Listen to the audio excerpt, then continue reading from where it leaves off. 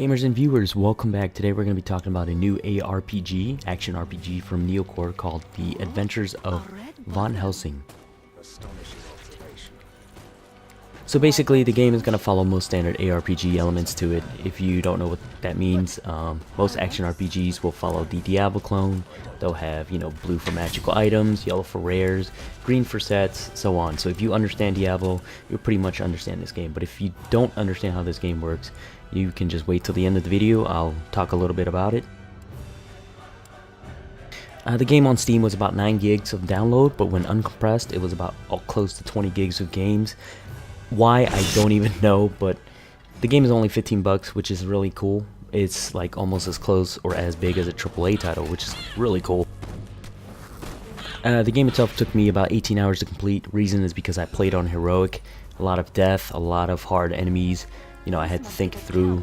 I didn't rush it. If I did rush it, I would say the gameplay would have been about 10 hours, which does or is a nice balance for the price you're paying. 15 bucks, not bad.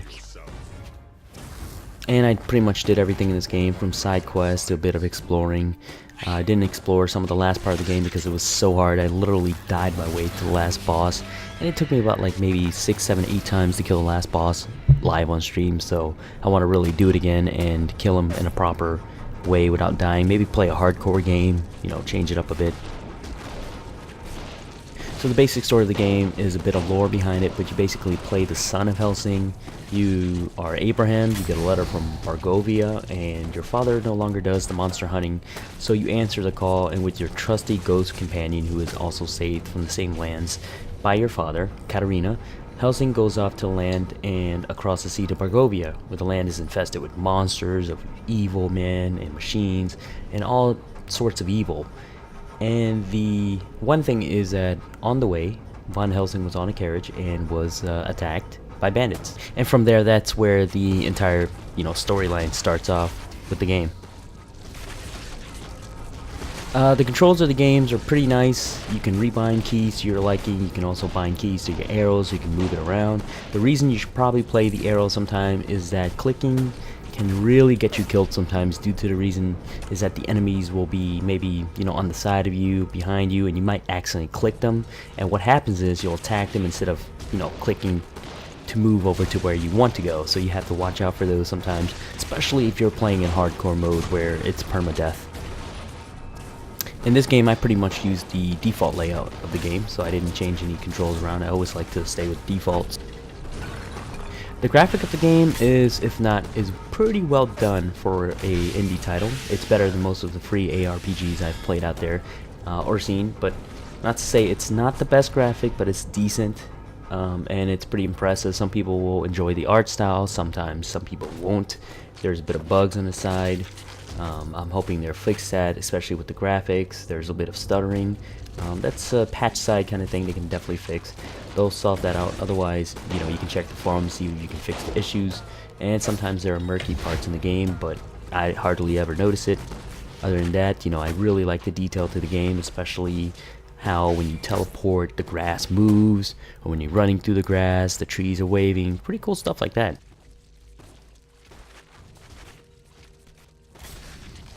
The AI to the game itself is pretty decent in this game. Some of the enemies are really nasty in heroic mode, which is the mode I've played.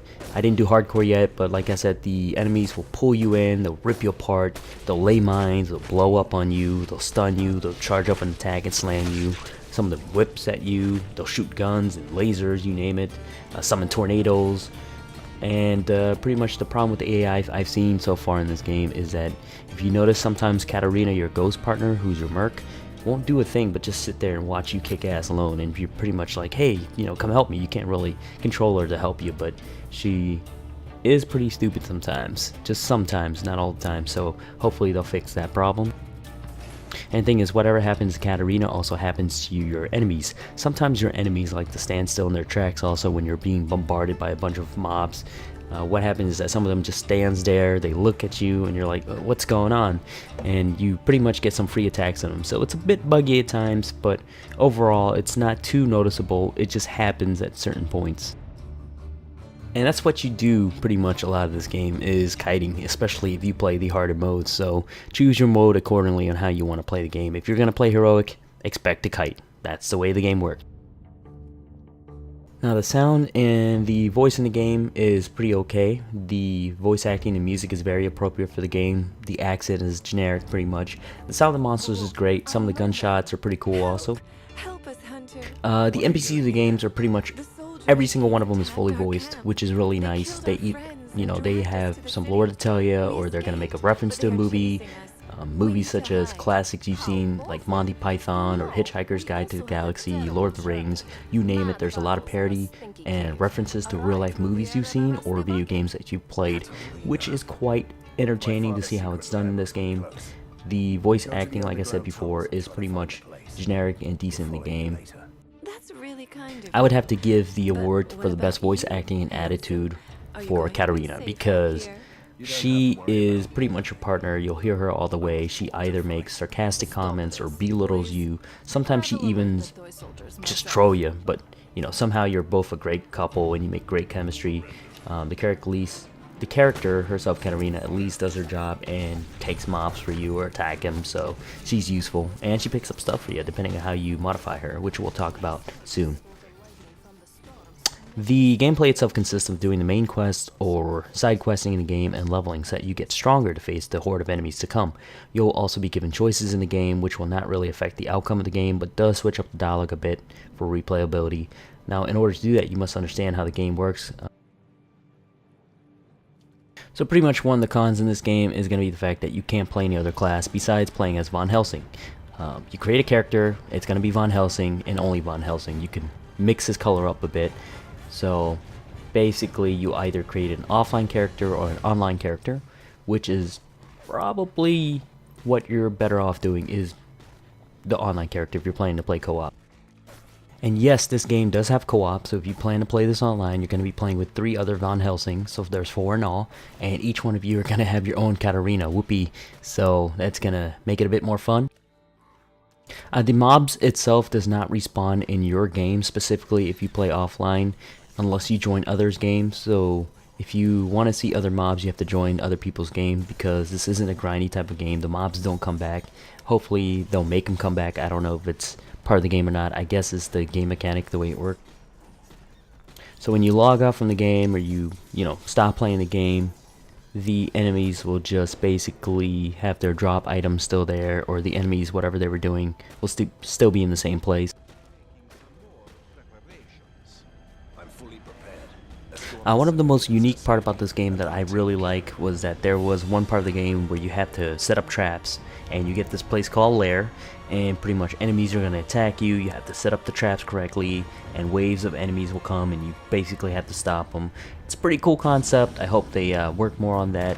There was certain parts where the waves were just too much, and from what I'm reading on Steam, they just updated it with a patch, fixed some stuff up. So it's very nice of developers. It's only been the second day and they already patched up some of the stuff in the game. So I'm looking forward to some, patches and cool stuff. Some of the problems that exist in the game right now that I talked about will probably, be gone tomorrow. Who knows? But anyways.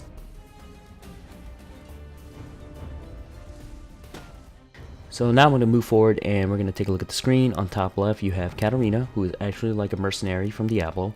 She's your partner. She has her own buff skills. Can use certain items, you name it. And as you can see, the 3 little buttons, she can use melee attack, range, and spectral mode, where she will be unhittable. She can't hit anything, or the NPCs can't beat up on her, but she'll give you a bit of buff on resistance. And you pretty much can change between the 3 mode. The other thing is, if you click on her, you can level her stats up when she levels. You can make her carry stuff. You can send her back to town to sell stuff for you. She can wear certain items to benefit her, and certain slots to buff herself. It has to be according to her level. The next tab is going to be her skills, which is basically auras and benefits for you, and it's pretty cool because on the next tab we're going to see her behavior tab. In this tab you'll be able to look and modify certain things that she does, what she picks up, what she buys for you, when she uses potions, you name it. Take a look at that. It's all there. The bottom left will be where you switch your buttons for melee and the range attack, which are the 2 attacks that Von Helsing has, and some spells are going to be used by F1 to F3. You switch weapons with the default key, which is R. On the upper right, if you take a look, that's going to be where your map is located. On the bottom part, as long as you pay attention, you'll understand how to play the game completely because it's a bit tricky. You actually want to learn how the combo system works. On the bottom left, you'll see that you can set a combo. It's a system where you can recall combo for your main skill, which I'll show you in a bit on how it works. The left button is going to be your, left button skill with 3 little combos on top. The right button skills with some combos on top, and you can only put certain skills on the left and right accordingly. So you can't just put certain spells on the left side if you wanted to. The orb is basically your health and mana. If you can tell by the colors, red for health, blue for mana, you name it. And behind that, you see a little yellow bar that's filling up. That's going to be called the rage box. And it's for combos, which I'll explain in a bit, for you to earn when you kill enemies or shoot at them, depending on your specs. And on the bottom right, you'll see your town teleport spell, which you can use anytime you want to go back to town, except for certain parts of the game. And at the bottom of that is going to be 2 trick skills that you can choose on the bottom. It's basically a certain beneficial skill that you have to activate in order for it to be used. You have to press A or S. The first one you're going to get in the game is going to be heal, which is in the very beginning of the game, and you can level it up later on. So basically you can learn about 8 different tricks and 8 different passives, which doesn't really go under there because they're passive skills, but they fall in the category I'll show you in a bit. We're going to open the character slots and take a look at the stats. You can modify the body for HP, defense, the dexterity for damage and dodge, the willpower for mana and spells, and luck for your crits and magic gold finds, and some of your dodge also. So that's the stats. And on the bottom, if you want to take, if you want to see more statistics on what happened, or you want to see the character stats, you can go ahead and click on that. You get a really nice spreadsheet on it. So basically, when I open up the skill tree, it lets you see some of the abilities. The Mystic is going to be the melee ability of the game, and pretty much with some magic on the side and auras way on the right side. And the way it works is you pretty much have to look at the requirements and go down the skill tree on whatever's required. Along with the main skills, you'll see those 3 little circles around your main skill. Those are going to be called the combo skills, which I'll tell you about in the next tab, because that's the skill I invested in, which is occult. As you can see, there's a bit of passive skills on the right side. That's all passive. They're not activated, so they benefit your character if you invest in them. The bar way at the left side is, depending on which tree you invest in, it levels with you. And by the end of the leveling, when it reaches a certain amount, it'll give you a little bit of a benefit, a little bit of a buff for your character, which helps out a lot. So now we're going to go ahead and tab over to the next skill tree, and the next skill tree is pretty much what I invested in.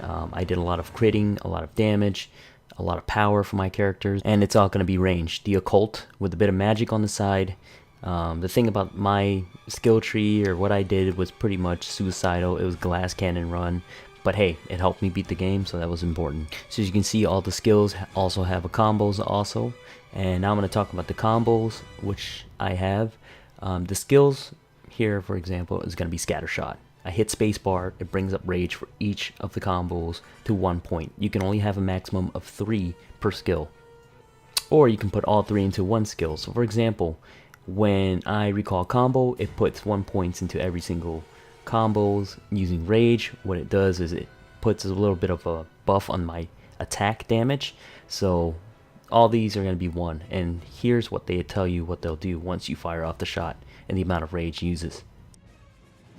It's a pretty cool system. It's kind of confusing, yes, but here's another example. If you use scattershot, and let's say you want this one to be fully at 3, this is the kind of benefit you're going to get from the next shot. And basically, from all the kills you're doing, you have to kill your enemies or attack them to actually get the buff back up.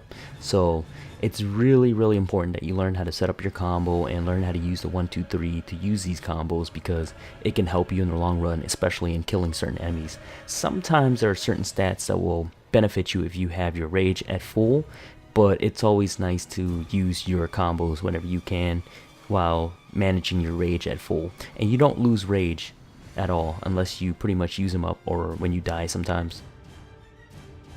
I pretty much like the combo system. I thought it was pretty cool and unique to the game itself. I mean, you can come up with a variety of ways to kill your enemies or the way you want to play it, so it's all up to you and what kind of combos you want to do or how much you put into it. Hey, it's your game, play it the way you want. Anyways, I'm going to go ahead and go back to the final tab. The final tab is going to be auras and tricks. Auras and tricks are basically, you can only have 2 of each. You can have 2 passive auras, or you can have 2 tricks. And auras, pretty much every single one of them is going to be passive. You're going to have stuff like life draining or lowering the cooldown of your skills, etc. You're going to have to learn these from the NPCs, so you have to look around, see what NPCs has them, and you pretty much pay up a certain amount of gold and pretty much learn it from there. The tricks are going to be the button activated skills. Now, the tricks itself are pretty cool. You have tricks such as stopping time or making, Von Helsing dash forward, or you have certain tricks that will benefit your attack skill, you name it. But I always like to use the basic ones. Mine's going to be stopping time, and another one of my favorites is going to be healing, which helps a lot on preserving.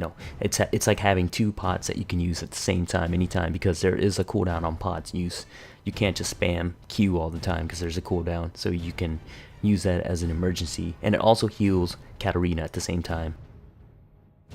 The thing about the stats and the abilities is that you can also respect them anytime, and it's not going to be a full respect. You have to pay the NPC a certain amount of points in order to do it, and the amount of money rises, so you pretty much get charged for every single point you won back from certain skills. So you better have some money and gold in hand, because otherwise it's going to be pretty expensive, especially if you die a lot, because the punishment for death in this game is going to be gold loss. And depending on where you spawn, really, I mean, if you spawn back at town, which is problematic because you have to load and get back to where you want to go, you'll probably choose, the checkpoint or spawn, right here where you died. So you'll pretty much be invincible. They'll take a certain amount of gold depending on how much you have, and that's pretty much your punishment.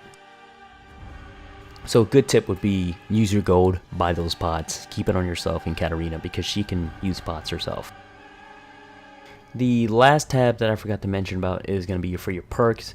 During certain quests and side quests for killing a certain amount of enemies or doing certain quests, you'll earn perk points or reputation points for the perks. And it's pretty much permanent stats for your character, basically. So when you earn them, you choose them. I'm going to show you real quick what they look like. There's stuff such as 10% increase to damage, some skills and ability perks, some perks that will benefit, crits or cooldowns, Katarina herself, so on. Also, I'm going to throw in all the other stuff about the game.